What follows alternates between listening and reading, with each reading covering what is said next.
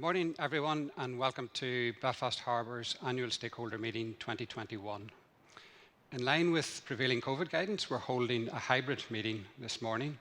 So, gathered here in the Barnett room within the Harbour office, we have a small number of Belfast Harbour board members and senior executives, with everyone else joining by Zoom. Regardless of how you're participating this morning, thank you for joining our meeting and a very warm welcome. Hopefully you enjoyed our intro video with some of the key highlights and milestones from 2020. We'll talk a little bit more about that in detail later on in the meeting and give you an update on our progress under our strategic plan. So in terms of the running order this morning, we're delighted to welcome Nicole Mallon, MLA, Minister for Infrastructure, to today's meeting. Minister, thank you for joining the meeting. We'll very shortly hear from the Minister. Following the Minister, we will then have a welcome and an update from Dr. Teresa Donaldson, our recently appointed Chair. Thereafter, I will then go into a little bit more detail on our 2020 performance and an update on our strategic progress. As with previous meetings, we're very much open and welcome questions, which we will address at the end of the meeting. On the side of your screen, you should see a comment box. If you'd like to type in your question there and hit submit, we'll hopefully be able to respond to that at the end of the meeting. So without further ado, I'd like to invite Nicole Mallon, MLA, the Minister for Infrastructure, to address the meeting.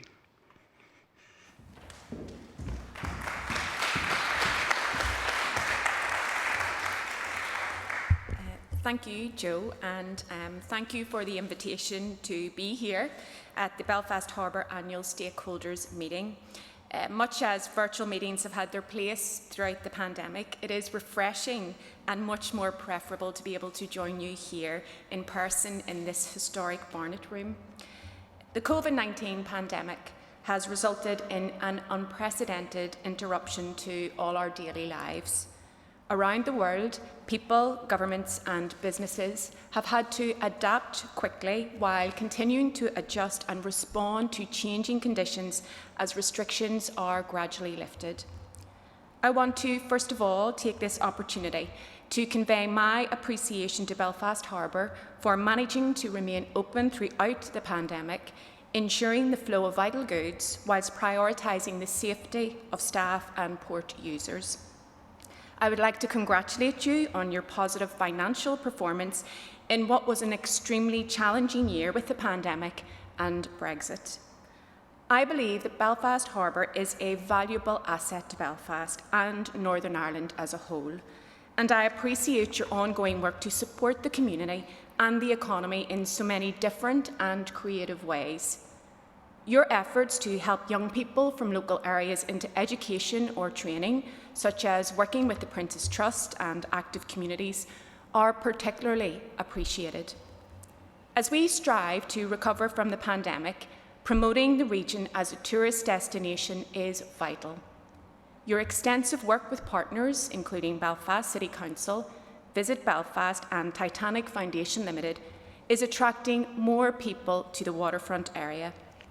I welcome your continuing efforts in supporting cultural events and developing fresh tourism offerings, as well as investment in your growing cruise trade.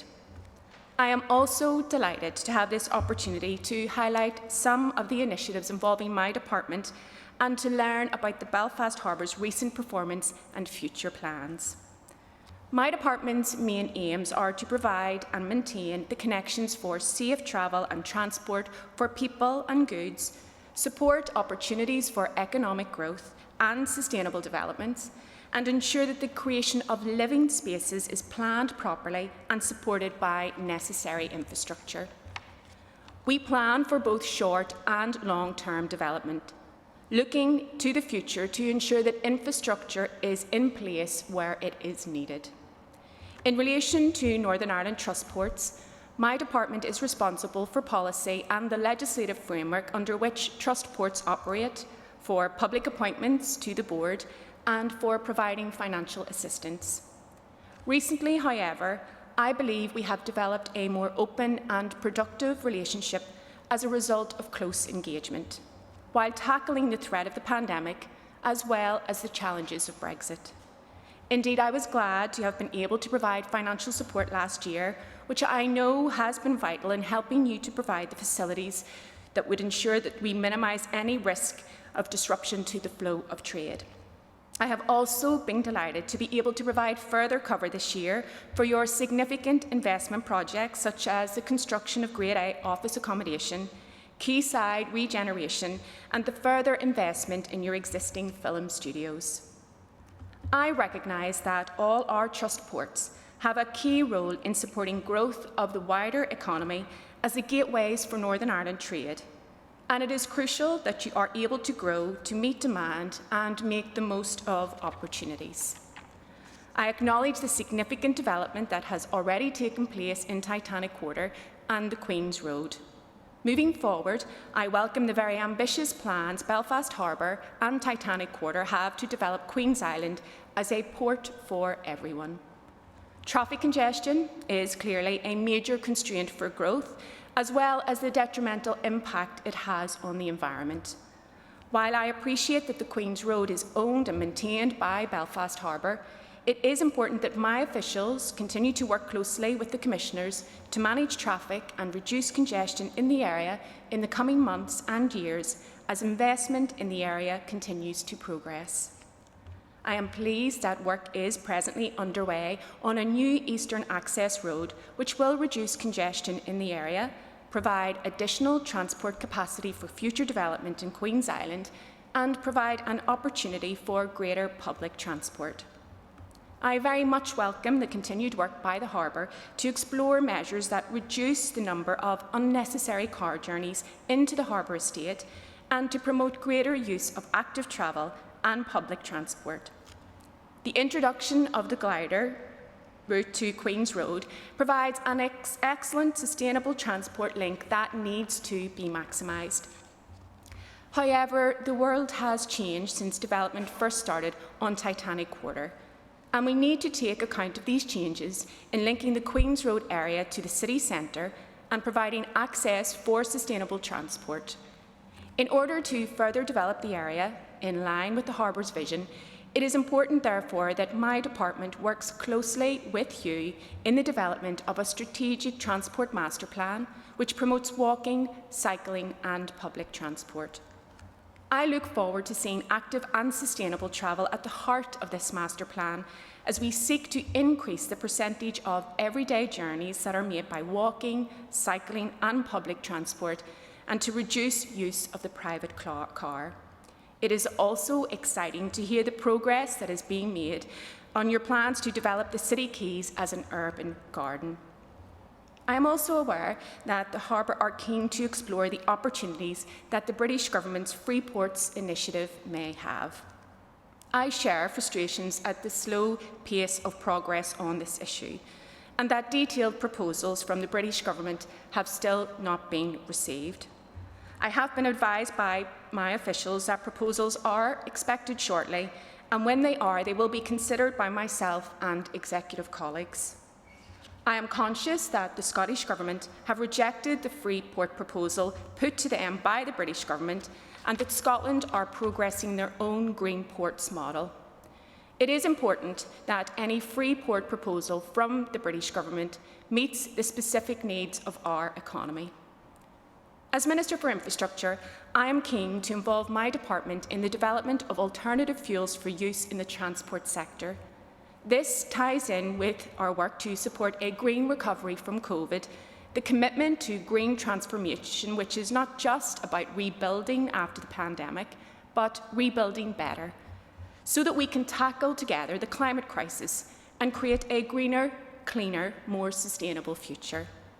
I would therefore welcome any update on the Harbour's assessment of how technology in this regard can be used to support the port's sustainability vision. My announcement last year on the introduction of hydrogen buses to the TransLink Metro fleet demonstrated that alternative fuels, and in particular hydrogen fuel cell technology, can provide new generation methods that can be adapted to provide shoreside electricity, heat, propulsion systems for the marine sector. The Artemis Ferry project is an excellent example of how hydrogen technologies can be adopted in the maritime sector and will help inform technology options for shipping in the future. This project demonstrates how Northern Ireland can lead the way in the development of cutting-edge technology, as well as creating investment and employment by working collaboratively with stakeholders. In these challenging times, it will become increasingly important that government and the maritime industry maintain a cooperative approach to shared areas of interest that will benefit our economy, our people, and particularly those who live in and around our ports.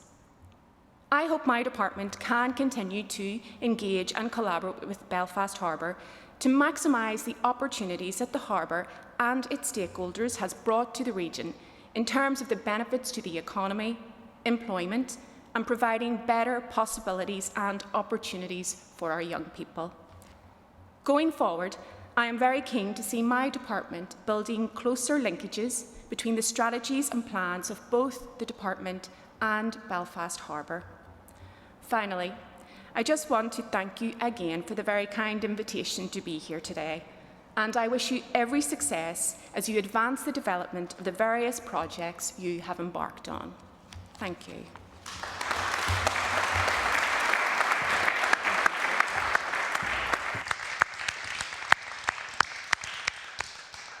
Thank you, Minister, for your very warm words of appreciation and support, and we really value the support that we receive from the Department and your officials. I'd now like to invite Dr. Teresa Donaldson, Chair of Belfast Harbour, to address the meeting.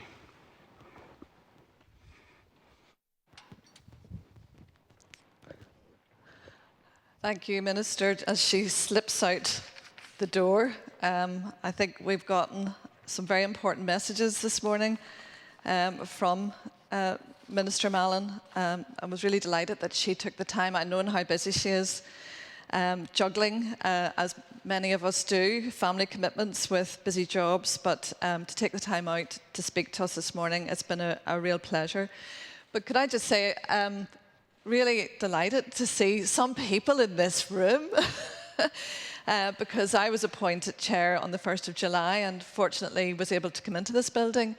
But many of my board colleagues who are in this room and many who are tuning in from the virtual world haven't been able to come across the door. So we knew from the traffic this morning furlough had ended and we're all back, hopefully business as usual.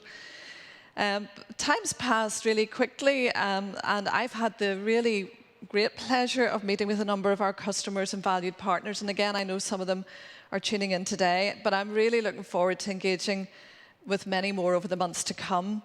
And as well as welcoming myself, the Harbour staff have been amazing.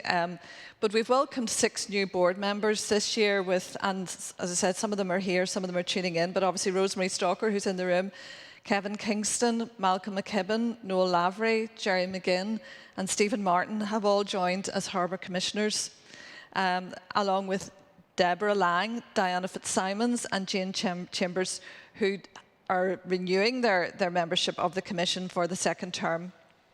And of course then, we also have our Councillor Commissioners, Kieran Beattie, Malachy O'Hara, Donal Lyons and Emmett McDonough-Brown. And I think it's important for me as an incoming chair to thank those who've gone before, and I've tried to use every opportunity that I've had to do that, because as somebody once said to me, you are standing on the shoulders of giants, and you really feel that in this building. All of the hard work and expertise that has gone to making the Commission what it is today. But just to mention Kyle Alexander, Christine Hayes, Rotha Johnson, Gerard O'Hare, Ed Vernon and Richard Everett for their contributions.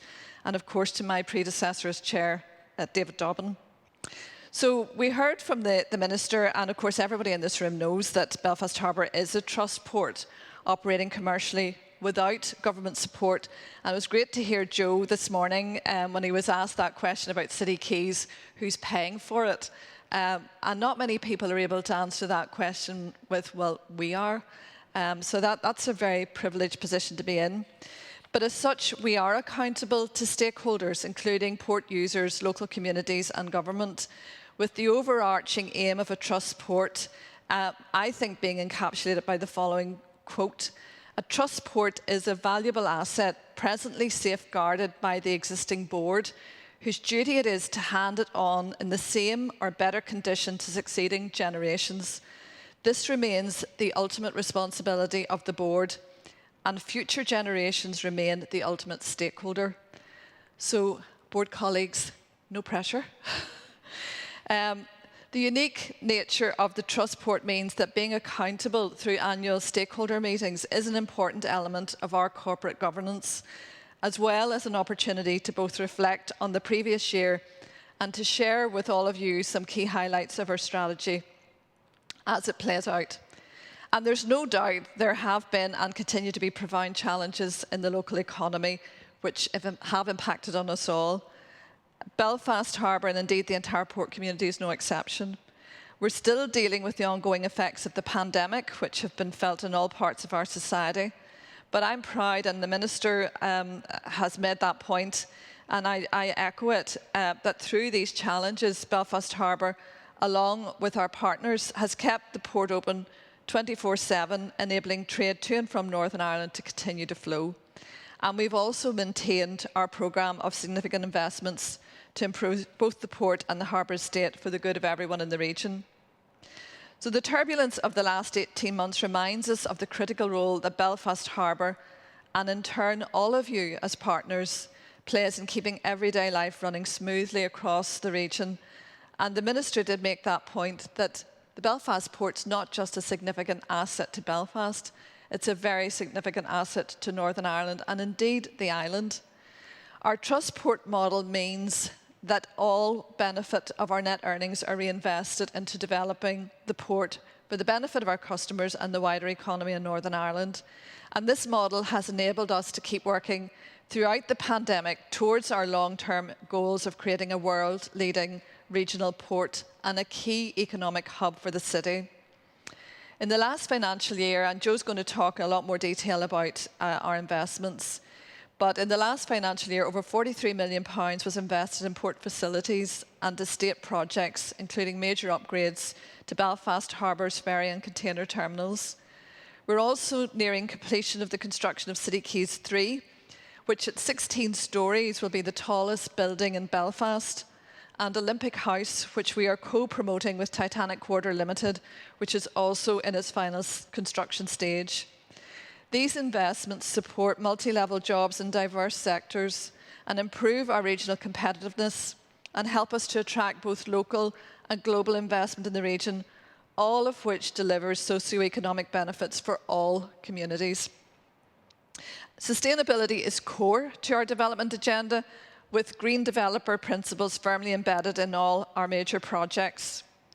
And you probably heard, I certainly heard Joe this morning, and you'll have seen some of the pictures around the building, and those of you at home, hopefully you heard Joe on Radio Ulster talking about the launch of our City Quays Gardens. Our plans will see the public areas around the building transformed with a fresh and vibrant green space for all to enjoy. Phase 1 will put sustainable design and the maritime heritage of the site at its heart, featuring richly planted green spaces with seating, extensive tree planting, event lawns, and with an amphitheatre seating a small number of people, but also outdoor workspaces with public available 5G Wi-Fi. I know I'm looking forward to that amphitheatre, so I can imagine some of the productions that will go on there. This investment will transform the public space around City Quays, better connecting the harbour estate to our neighbouring communities and the city core. And it was mentioned this morning that, of course, it will attract people into the harbour estate, which is what we want. But it also means that it will be an easier journey for people arriving on cruise ships into Belfast city centre, because we do want to see that flow of traffic, enabling our city centre to grow and prosper, as we hope the harbour estate will grow and prosper. So with a strong focus on biodiversity, we believe that the new gardens will contribute to Belfast Harbour's sustainability goal of reaching net zero carbon by 2030, and that is such an important target for us all to have in our minds, and enhance the well-being of local communities and visitors alike. Reaching net zero carbon by 2030 is just one of our goals that would help to deliver our strategic ambitions as a clean, green port, and we heard a lot from the Minister about that matter as well. And as we prepare for COP26 climate conference in Glasgow in just over a month's time, we at Belfast Harbour remain as focused as ever on stretching sustainability ambitions and ensuring that environmental responsibility is built into our day-to-day business process. We're contributing to our decarbonising activities in the estate, and we're working hard right across our diverse portfolio to reduce pollution and to protect and enhance our natural environment. And I know, speaking on behalf of the board, we are all very committed to these principles and will be working very hard to stretch those targets and ensure we meet our green environmental targets. So, as I hand over to Joe, I'd like to take this opportunity to thank all of you, our core partners, for your ongoing support. And as we work together to deliver a report for everyone that delivers for the region and for all communities, and to say to my board colleagues, I really look forward to the challenge ahead and sharing that time with all of you. So thank you all.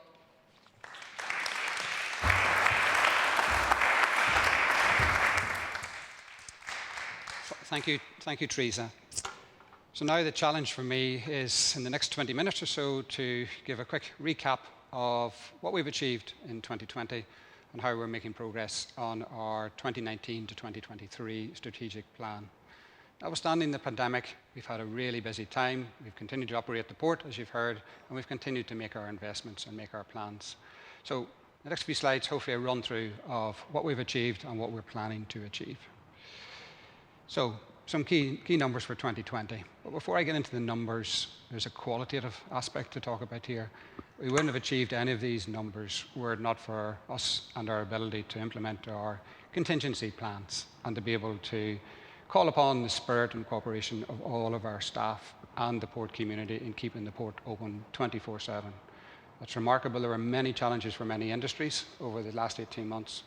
We responded to that and we kept the port open at all times. So tremendous recognition of the support from our staff and our wider customer base, and I want to give credit to everyone involved for that, because genuinely, were it not for that, we would not be talking about these numbers that I'm about to go through. So just a few headlines. It was a resilient performance. You've probably heard us talk about that. Notwithstanding the challenges and what looked like a very ominous trading position, Q1, Q2, 2020, we recovered very, very strongly through the rest of the year, such that we were down 4.7%, just on over £3 million in our overall revenue. We think that's a really credible, strong performance, notwithstanding the challenges in our diverse sector. At the profitability line, our operating profit was down 3.8%, just over £1 million. Again, we think a very credible performance. Looking at it through a different financial metric not mentioned on the screen, our EBITDA actually marginally increased to £42 million. So a healthy trading performance that enabled us to continue to make investments. At the tonnage level, another metric for us, we handled 23.5 million tonnes.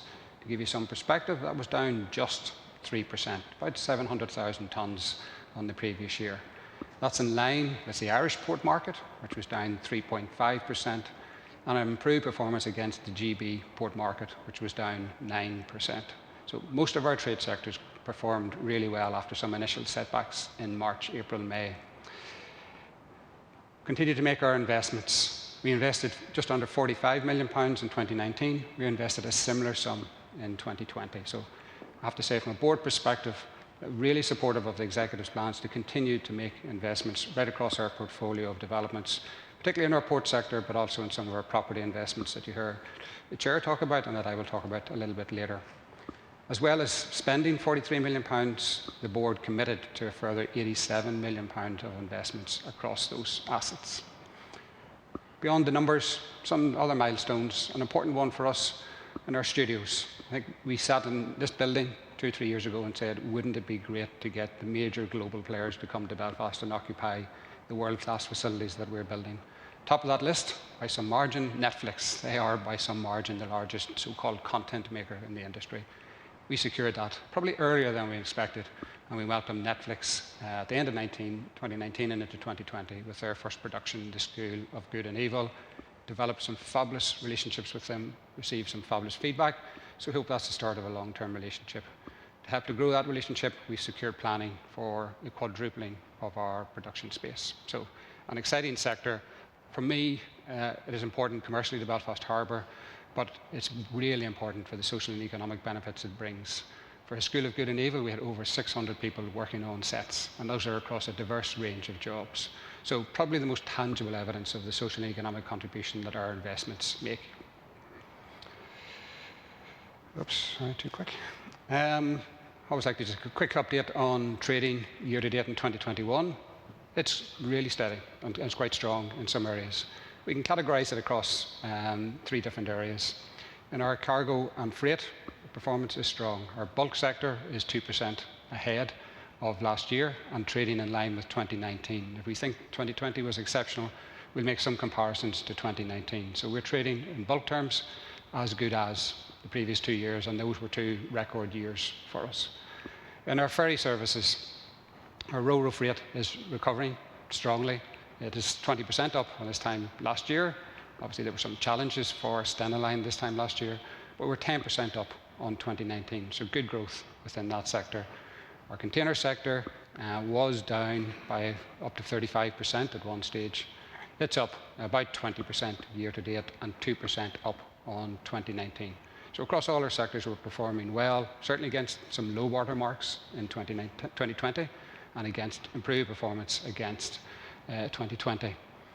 Real estate, really resilient. We've had great support from our real estate tenants and customers, and that sector has performed strongly for us. Our studios, as I said, we had School of Good and Evil. We had some minor interruptions. There was great support from Public Health Agency to return to production, and we had a good relationship there to enable us to continue to support Netflix.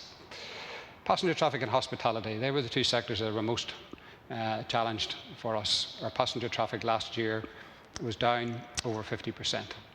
It is recovering. It's actually up 73% year to date. Not quite at 2019 levels, 10% behind 2019, but recovering really strongly.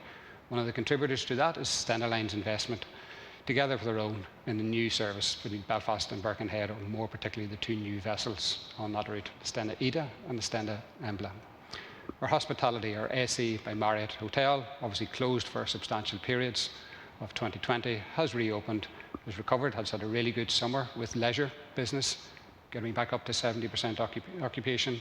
Slightly declining now because we have not seen yet the return of business occupancy, or not scale return. So strong performance, but awaits the return of business travel. And then finally, cruise. This is a sector most people like to talk about because they can tangibly feel it. From a point of expecting no cruise lines this year, we will welcome hopefully 71 cruise calls by the 28th of October. That's a terrific boost, not just for ourselves, but for the local economy. Tremendous support from Public Health Agency, Visit Belfast and other stakeholders in developing that safe return to cruise plan. The vessel you can see on the right hand there on the screen, MSC Virtuoso, opened the season for us on the 17th of June, and we welcomed it a further 11 times. So great support from global cruise players. So moving on quickly to the strategy. A quick update. What was our vision? Yes, to be a port for everyone, as you've heard earlier. But we had 3 key themes: to be the best regional port, to be a key economic hub, and to develop an iconic waterfront for Belfast. We had 2 further themes which we talk about, our leverage or delivery themes: smart port and green port. And for change this morning, we're going to talk a little bit more about the delivery themes rather than the 3 themes, 3 headline themes, and I'll give some commentary to that shortly. We had a plan to invest £254 million across the 5 years from 2019 to 2023. We are on course for doing that. We still talk about spending £250 million across the port and the state over a 5-year period. That's creating a commercial return for us, which is an important imperative for the trust port business, but equally it is creating huge social and economic value for the city and for the wider region at a really important time during the course of the pandemic and post the pandemic. So our investments supported major construction sites like City Quays 3, like Olympic House during the entirety of the pandemic, and together with investments in our port infrastructure. So commitment to those 5 themes and a commitment to and delivery against our capital investment plan. So for change, we don't normally start with this one, but a smart port is an important part of our delivery. You heard the Minister talk about how we can play a role and the port sector can play a role in technology and innovation across the board, across our operations and across our investment. we've put particular focus on our smart port ambitions. Why? Because we do believe it will achieve growth, it will achieve efficiency. Equally importantly, and more importantly, it will achieve some safety benefits. So it's a wide array of initiatives under our smart port theme. First one you've probably heard a little bit about was we've developed a 5G private network working with BT and Ericsson. We're particularly proud of that because that is a first for Belfast and a first for Northern Ireland. First port in the UK to develop a 5G private network. Yes, others have followed. Port of Felixstowe followed quite quickly. We're working with 3, and Associated British Ports have subsequently made announcements. But we were first, and we are live with a 5G private network. That's concentrated in 2 areas. It's in our bulk handling area of the port around Stormont Wharf, which is familiar to some of you, and then around the Queen's Island area. You heard the Minister talking about the importance of strategic traffic master plan for that area. One of the big levers that we want to do there is create smart traffic solutions to assist with our strategic traffic master plan for that area. So our technicians can now work live, can work remotely and much safer, leveraging the cameras that we've connected into our 5G network, improving productivity, improving efficiency and improving safety. It is a proof of concept running for the next 9 months, but through that and through the Internet of Things and using AI and technology, we hope to evaluate a lot of use cases and to embed them into our operations. Innovation District, another partnership that we're particularly proud of, working with Belfast City Council to use it from InvestNI. This is crucial to us developing our innovation, our key economic hub. We see this as the future for large parts of the port to support innovation. The stakeholders in the city and the region are working really well to achieve an ambition to create a world-class centre for innovation. Belfast Harbour wants to play a role there, and we can see how we can help to deliver that ambition. Sustainable Maritime Innovation, Artemis Technologies, we've heard a lot about that. We're part of the Belfast Maritime Consortium. That is a consortium which has secured the largest ever funding from Strength in Places last year, £31 million of support. And we want to be a leader. We were previously a leader in this city for shipbuilding.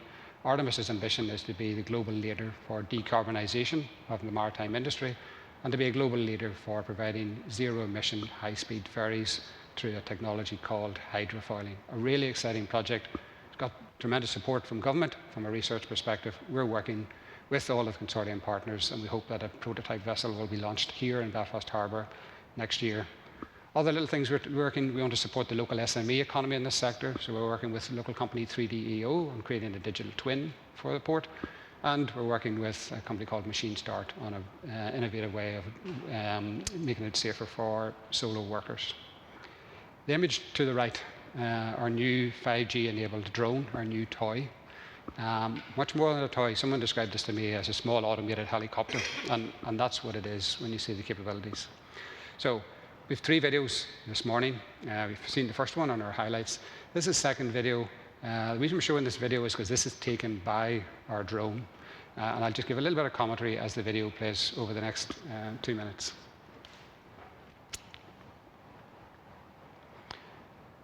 So,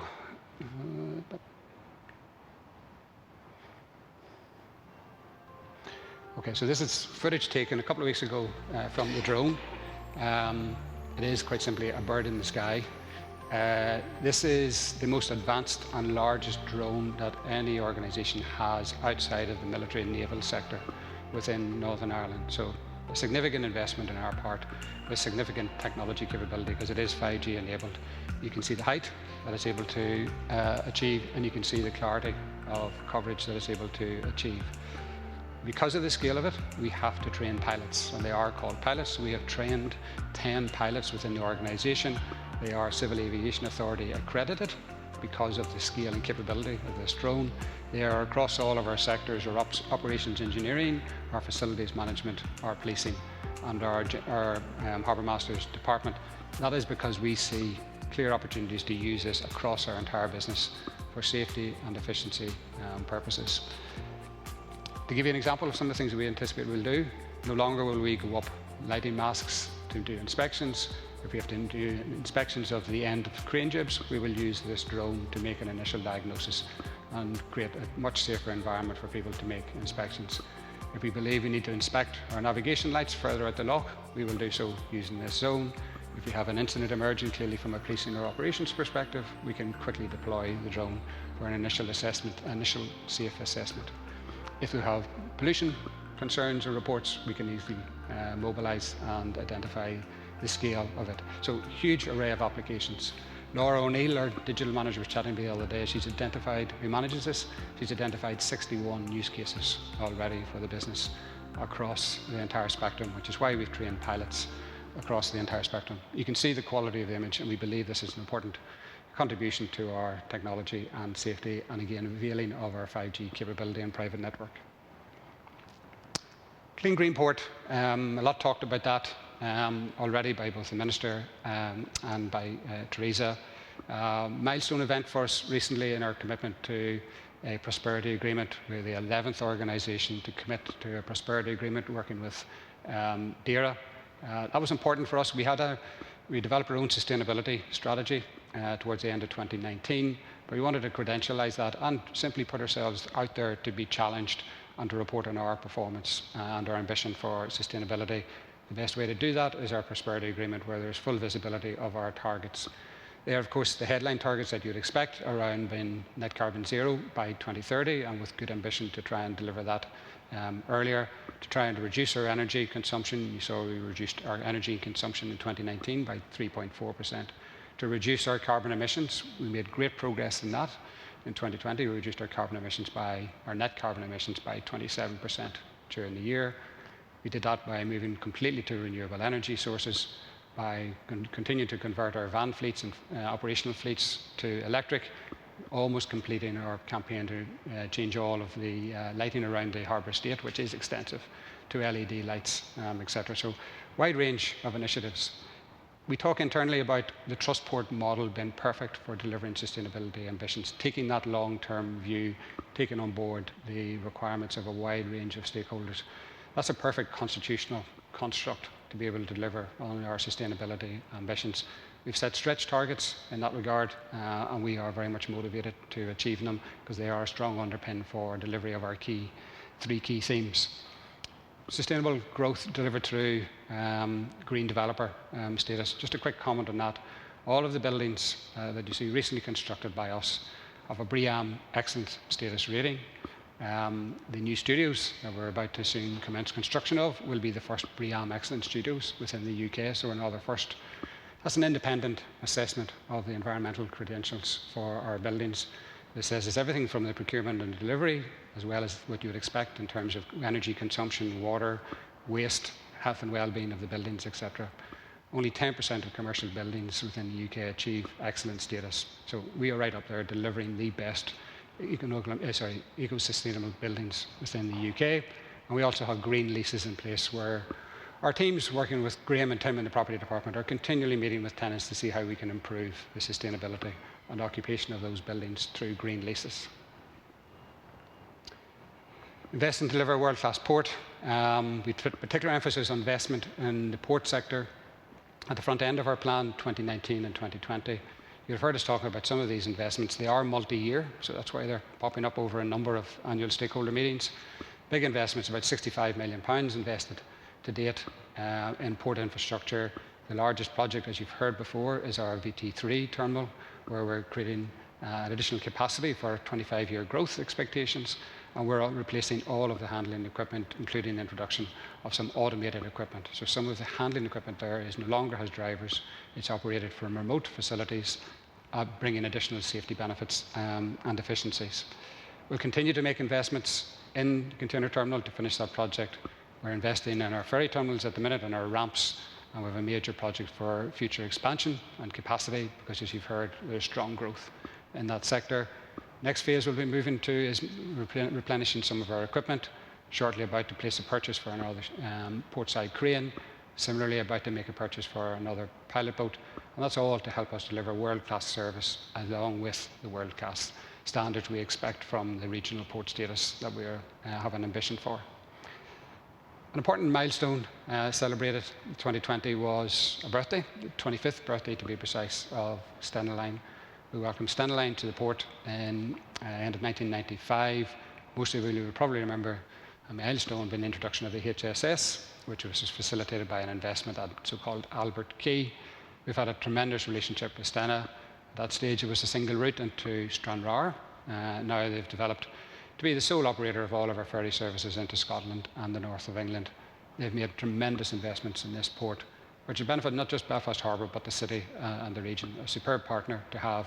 We're delighted to mark 25-year occasion earlier this year with them, somewhat restricted because of COVID, and entering long-term arrangements with them for another 25 years. So, tremendous customer, stakeholder for the port, but also for the city and the region. And I'd like to pay thanks again to all of the Stena team for their support down the years. Key economic hub. I think this one has changed the most since we developed the strategy. Changed because we've now recognised the capability of innovation to be at the heart of creating that key economic hub. Some would say we are a key economic hub already, with 760 businesses in the estate, right from the large manufacturers like Spirit Aerospace down to some small 1- and 2-person operations with 30,000 people coming in here to work and study every day. But we want to develop that and future-proof it for the next generation. The way we see that is by embracing innovation and technology. Yes, the harbour estate may have been associated with some of our more historic industries in shipbuilding and heavy engineering. We can build on that now with new technology, particularly in the ambitions which are aligned with the Belfast City Regional Deal and with government's growth agendas around green tech, health tech and fintech. We are represented in those sectors already in the estate through investments in Catalyst and Queen's University, etc. Through our partnership with Innovation City Belfast, we see huge opportunity to develop a substantial part of the estate as an innovation district, which is one of the 3 strands for the Innovation City Belfast ambition. That will provide the future jobs and future investment. Why do we have a level of confidence about that? There is strong capability within our 2 universities in particular, at the science level and the research and development level. But also, when companies are looking for innovation districts now and innovation centres, it's not just a workplace. They want an area around where their employees can live and have leisure, quality leisure time. We believe we have all of the facets to be able to offer that fully integrated work, live, leisure innovation district and prospect. And we're delighted to be working so closely with Belfast City Council and the 2 universities and Catalyst and SNI in that regard. Innovation, yes, will deliver the investments, but it will also deliver huge socio-economic benefits for those in and around the harbour estate and the wider city. It is all about inclusive growth coming out of innovation investments, and we are very much aligned and supporting that. Big investments as well, as you've seen, around City Quays and Olympic House, because they are key assets that can be used to promote at an early stage the opportunities for inclusive growth through innovation-linked investment. Transforming the city's waterfront, an iconic waterfront. You can look at that through a number of lenses. We've elevated placemaking to a much higher level in the organisation. We've changed a title within the organisation to Property and Placemaking Director to give emphasis to that. Placemaking and developing that port for everyone through a number of lenses. So to work and invest in general and in support of that innovation district prospect, things like continue to make investments in City Quays 3 and Olympic House, and taking forward future development plans or the next development plans for our City Quays project, and working with Titanic Quarter Limited, developing the remaining lands within Titanic Quarter. To live, some significant residential schemes just been announced. Loftlines application in, working with Watkins Jones and Lacuna and Titanic Quarter Limited for up to 770 apartments over beside Titanic Belfast, with 20% social and affordable housing built into that. The first significant scale development of residential in the state for about 10 years, and by some measure the largest project to come forward to meet the Belfast agenda ambition of a further 66,000 people living within the city centre by 2035. We have our own development plans as well, closer to home in City Quays, for a residential scheme with social and affordable housing, a clear component and deliverable for that. As we look forward, and under the local development plan, there could be up to another 3,000 apartments or homes developed within the harbour estate by 2035, and again an important element of delivery against the Belfast agenda. And then equally important, to creating a place to relax and enjoy. We have a tremendous relationship with Maritime Belfast Trust, Belfast City Council, on developing the Maritime Mile and integrating communities into that. Some really exciting plans, both in terms of investments and animation of the Maritime Mile, and then our announcement this morning on City Quays Gardens. two slides here on City Keys Gardens. Probably don't really need to cover too much of them now because the Minister has commented upon it, and obviously Teresa.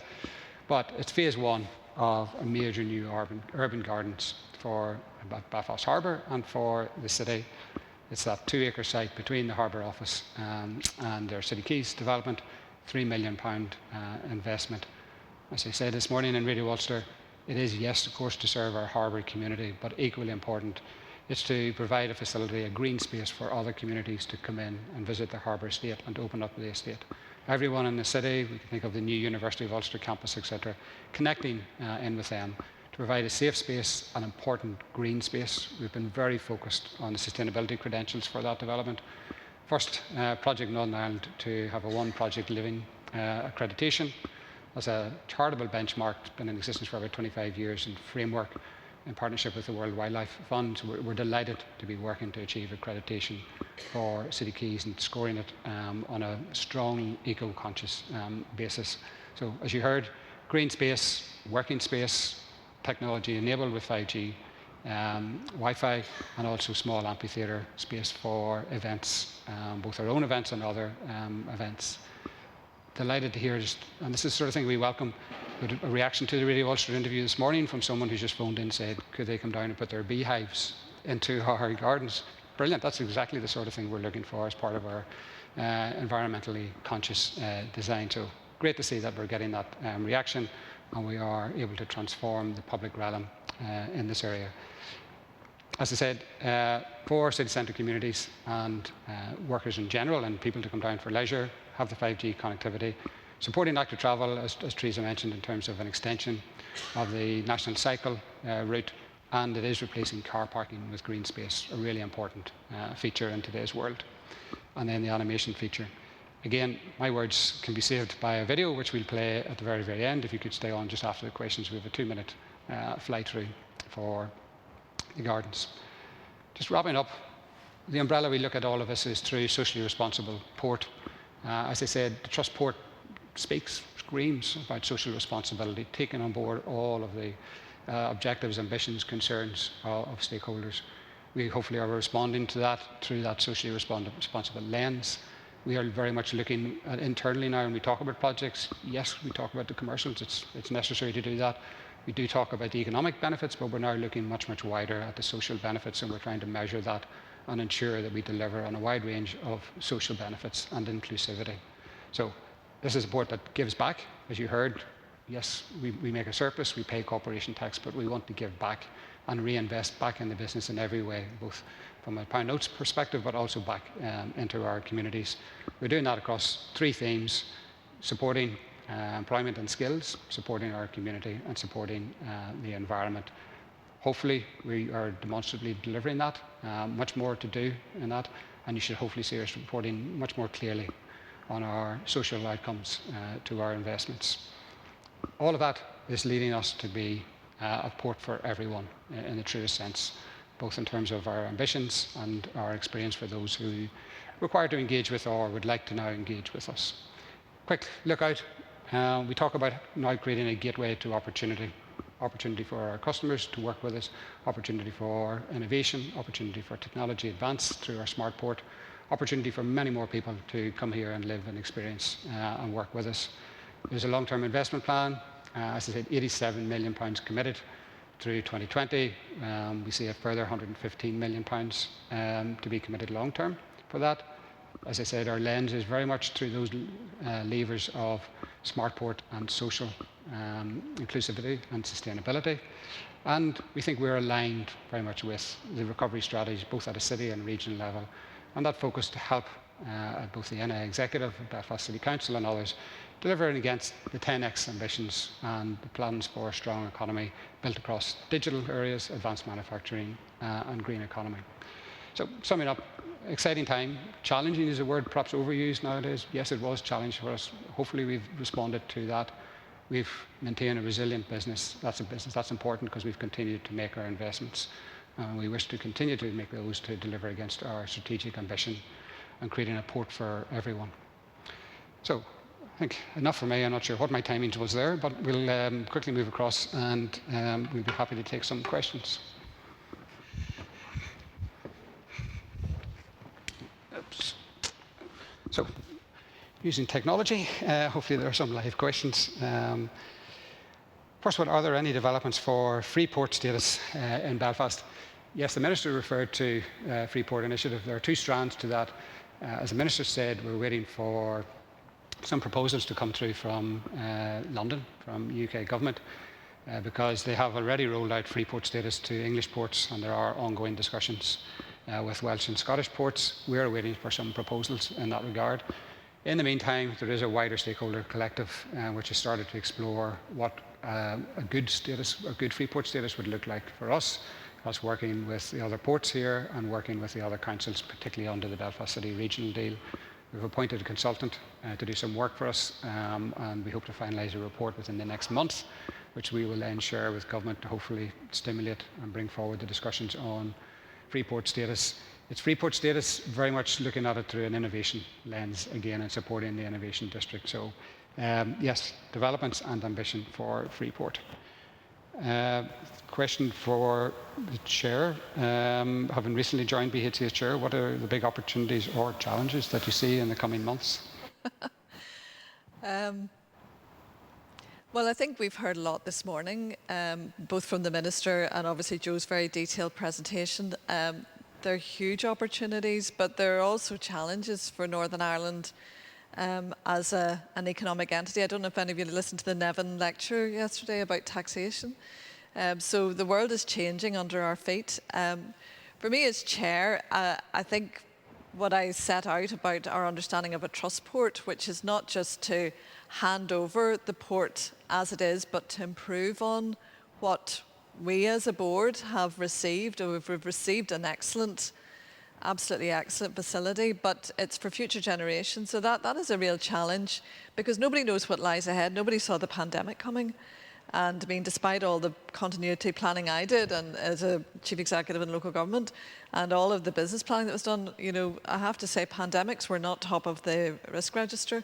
So I think we've got to be prepared for what do they talk about, the high impact, low probability risks that are out there, and there are many.